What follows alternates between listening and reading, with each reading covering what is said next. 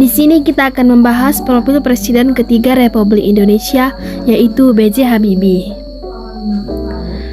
Bacharuddin Yusuf Habibie atau akrab disebut B.J. Habibie merupakan Presiden ketiga Republik Indonesia,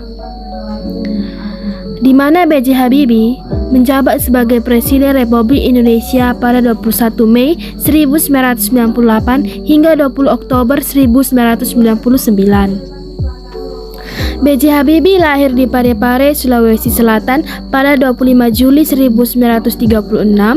Habibie merupakan putra dari pasangan Alwi Abdul Jalil Habibie dan R.A. Tuti Marini Puspawardojo. Tak lama setelah ayahnya meninggal pada tahun 1950, Habibie pindah ke Bandung untuk menuntut ilmu di Government Middle Bar School. Dan pada tahun 1954, ia melanjutkan studi ke Fakultas Teknik Universitas Indonesia Bandung atau sekarang disebut dengan ITB.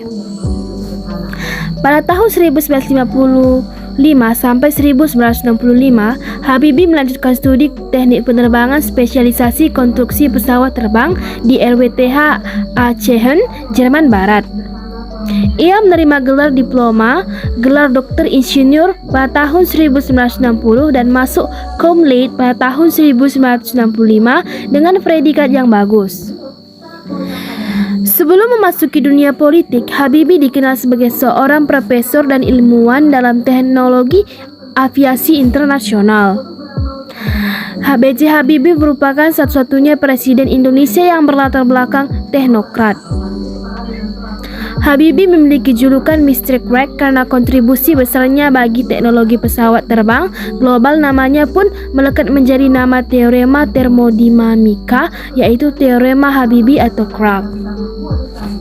Habibie kemudian menjabat sebagai Menteri Negara Riset dan Teknologi atau Menristek sampai Maret 1998 sejak tahun 1978.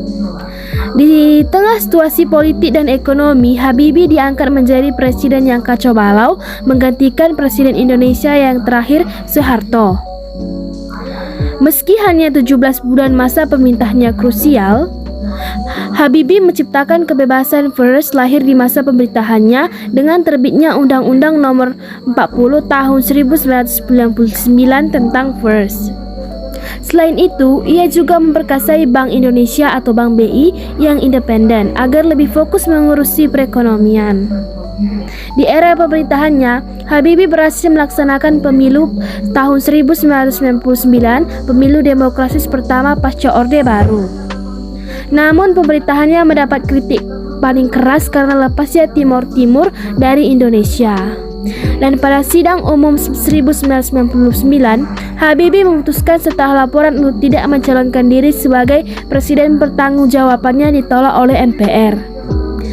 Habibie pun meninggal dunia di RSPAD Gatot Subroto pada tanggal 11 September 2019 karena gagal jantung, dan dimakamkan di samping istrinya yaitu Hasri Ainun Besari di Taman Makam Pahlawan Kalibata, Slot 120.